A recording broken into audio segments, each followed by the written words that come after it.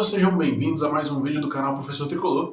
Eu sou o Professor Tricolor e hoje eu estou aqui para trazer para vocês mais um vídeo de análise e dessa vez um pouco diferente, não analisando ainda o jogo, o vídeo de pré-jogo sai apenas amanhã, mas hoje avaliando alguns fatores que podem ser decisivos para a classificação do Fluminense, jogo de suma importância para o ano, para a temporada do Fluminense no que diz respeito a finanças, no que diz respeito a conquistas, enfim, uma recuperação que o Fluminense vem trilhando, mas que vai ser representada de forma mais direta na partida de amanhã e quem sabe numa futura final, né, numa possível final, que até agora tem sido contra o nosso maior rival.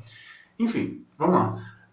Venho trazer para vocês 5 pontos que eu acho que são extremamente importantes, ou que serão extremamente importantes. Vamos começar então pela qualidade, né? A qualidade dos dois elencos, que a gente, se colocarmos no papel, são duas equipes completamente diferentes, mas com qualidades peculiares, né? A defesa do Corinthians é uma defesa consistente, a do Fluminense tem tomado muitos gols.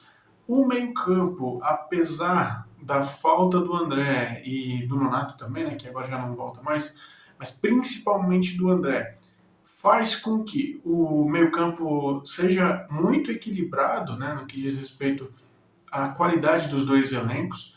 A defesa, acredito que o Corinthians leva uma pequena vantagem apenas por uma questão de regularidade, mas no meio-campo acho que são duas equipes completamente similares, né? Se o André fosse jogar, eu diria que o Fluminense tem um leve favoritismo nesse setor, nesse fator primordial de onde rola o jogo, né?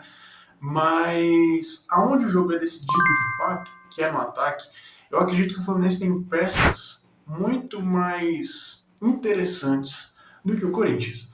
O Yuri Alberto chegou na equipe corintiana com pompa, claro, depois de toda a campanha que ele fez na época ainda do Internacional, mas que demorou para engrenar. Claro que agora está começando a fazer gol de novo, enfim, demonstrar um futebol daqueles da época do Internacional ainda, mas ainda está muito longe disso. E o Roger Guedes é um jogador muito irregular. Tá certo que é um cara que sempre apresenta perigo para o Fluminense, né? Desde a época do Atlético Mineiro, até acho que antes, né? Desde a época do Palmeiras, ele já era um jogador que sempre trouxe problemas para o Fluminense.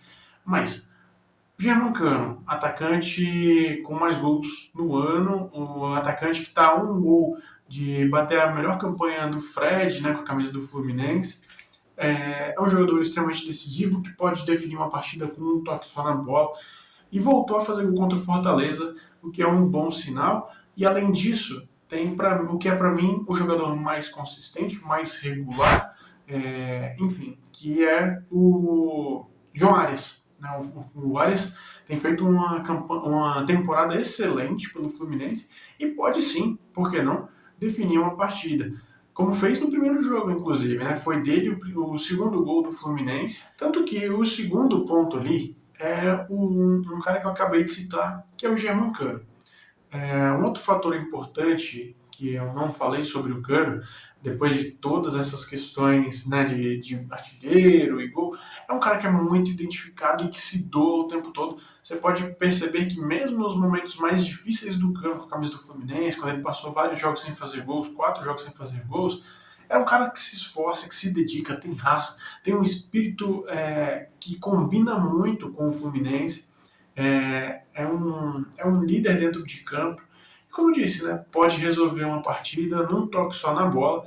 É o nosso atacante e é um cara que eu confio muito que vai fazer o AL amanhã.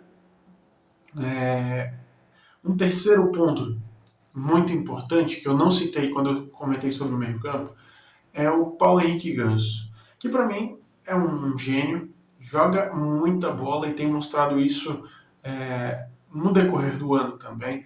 O Paulo Henrique Ganso é um jogador que encontra jogadas fora da caixa, né? Pensa o jogo de uma forma diferente, encontra jogadores em posições incríveis, é um cara que pode definir, também é um cara que tá muito enérgico esse ano, né? Tá com sangue nos olhos, como a gente diz. Pode sim ser um fator importante, Principalmente se a gente pensar que do outro lado a gente tem o Renato Augusto, que também é esse jogador que faz o time do Corinthians jogar, faz a bola chegar, enfim, são dois jogadores muito diferentes, mas que têm a mesma importância para o time. O Paulo Henrique Ganso pode ser um fator que define a partida, não só por colocar a bola para os atacantes, mas também na cobrança. Ele cobrou o pênalti no primeiro jogo, é um cara que é o dono da bola, principalmente ali do pênalti, né? E é um jogo propício a isso, sabia? É um jogo que vai ser muito disputado desde o início, até porque não tem vantagem para ninguém. É claro que o Corinthians tem uma vantagem de jogar em casa, mas e aí entra o próximo ponto, né, que é o ponto da torcida. E nesse caso, eu nem vou falar que esse fator importante é da torcida do Fluminense. Pelo contrário, eu acho que o fator preponderante para a classificação do Fluminense amanhã é a torcida do Corinthians, porque dependendo do resultado, de como o time se porte, é claro que o torcedor corintiano já está acostumado a sofrer com resultados mínimos de 1-0, 2-1, jogos truncados, jogos difíceis, mas a minha expectativa é que se o Fluminense toma as rédeas do jogo e sai com o resultado na frente, sai com 1-0, e o Fernando Diniz não é um cara de recuar, né, independente do resultado estar na mão ou não, a torcida do Corinthians pode ser importante no sentido de não apoiar. Tá certo, raramente você vê uma torcida se calar, né, dentro do seu próprio estádio, mas começar a pegar no pé dos jogadores e do próprio Vitor, né, do Vitor Pereira, mas, enfim, é um fator que pode muito interferir no ambiente do jogo, principalmente enervar os jogadores corintianos, né, por conta dessa pressão que vem de fora. Acho que para os jogadores do Fluminense, essa pressão que vem de fora não vai afetar, mas para os jogadores corintianos, pode sim ser um fator muito importante.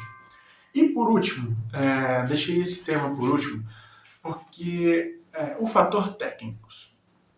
Bom, o Vitor Pereira tem começado a encontrar um time do Corinthians que dá uma questão regular, né? Dá uma regularidade para o Corinthians que o time já procurava há muito tempo. Muitas vezes a gente olha para a tabela do Campeonato Brasileiro, por exemplo, e pensa, poxa, mas o Corinthians não tem jogado muita bola e mesmo assim segue lá em cima, né? E é exatamente isso, por conta dessa consistência que o Corinthians tem de perder poucas partidas, né? O Vitor Pereira tem um ponto positivo aí. Mas o que eu quero trazer é mais voltado para o Fernando Diniz, porque ele pode vencer ou perder a partida dependendo de quem ele escolher para começá-la. Desde o início da partida, quando ele pensa logo no substituto do André e do Nonato. O Fernando Diniz ele tem tudo para construir um meio-campo parecido com o que vinha sendo, né, com o André e Nonato, sendo Martinelli e Iago, Felipe Melo e Iago, mas também pode estragar tudo desde que ele escolha, por exemplo, um Wellington e Felipe Melo, ou queira mudar consideravelmente a forma do time jogar com dois volantes mais fixos atrás, né? Eu não acredito, particularmente não acredito que ele vai entrar com dois primeiros volantes. Não acho que vai ser Felipe Melo e Martinelli, por exemplo. Não acho que vai ser Felipe Melo e Wellington, ou Wellington e Martinelli. Acho que o Iago tem uma chance muito grande de começar essa partida, até por ser muito similar, né, a forma do Iago jogar com a do Nonato, e é um jogador muito interessante no que diz respeito à construção de jogada do Fluminense. Acho que o Fernando Diniz pensa muito na questão de manter esse time atuando da forma que está.